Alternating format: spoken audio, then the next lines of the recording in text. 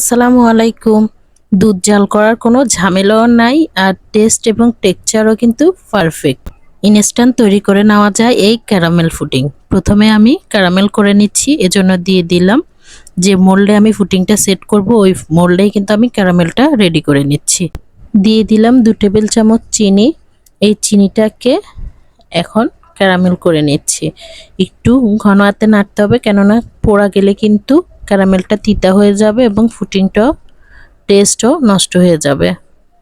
So অনবরত নেড়ে চেড়ে একটু লো আছে কিন্তু ক্যারামেলটা রেডি করে নিলাম। এখন আমি একটু ক্যারামেলটা মোল্ডের চারপাশে লাগিয়ে নিচ্ছি, এতে করে ফুডিংটা মোল্ড আউট করতে কিন্তু সুবিধা হয়। এখন নিয়ে নিলাম একটা বাটি। বাটিতে এখন রুম টেম্পারেচারে রাখা 2টো ডিম ফেটিয়ে নিলাম। নিয়ে এটাকে একটা কাঁটা চামচের সাহায্যে একটু ফেটিয়ে নিব।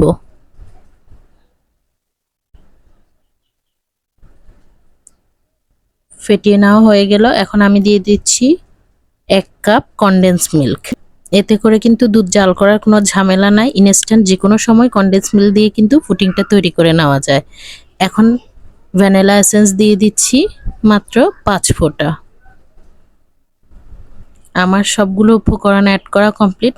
মাত্র 3টি উপকরণ দিয়ে কিন্তু আজকের ক্যারামেল পুডিংটা রেডি করে নিচ্ছি। সো ভালোভাবে মিক্স করা হয়ে গেলে এখন আমি ক্যারামেল করা মোলটা নিয়ে নিলাম। এখন মিশ্রণটা মোল্ডে ঢেলে দিচ্ছি। ঢেলে ভালো করে ঢাকনাটা বন্ধ করে দিচ্ছি। যদি ঢাকনাটা লুজ থাকে তাহলে অবশ্যই কস্টেপ দিয়ে দিবেন, যেন কোনো রকমের পানি ভিতরে ঢুকতে না পারে। এখন একটা পাতিলে স্ট্যান্ড দিয়ে আমি মোলটা বসিয়ে দিয়ে পানি দিয়ে দিচ্ছি। পানিটা কিন্তু মোল্ডের অর্ধেকটা যেন ডুবে থাকে ওভাবেই দিতে হবে। এখন ঢাকনা দিয়ে মিডিয়াম আঁচে জাল করে নেব 30 থেকে 40 মিনিট।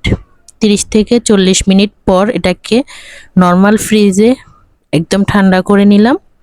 নিয়ে আপনাদেরকে এখন মোল্ড আউট করে দেখাচ্ছি। দেখেন ফুডিংটা কিন্তু খুব সুন্দরভাবে সেট হয়ে গেছে।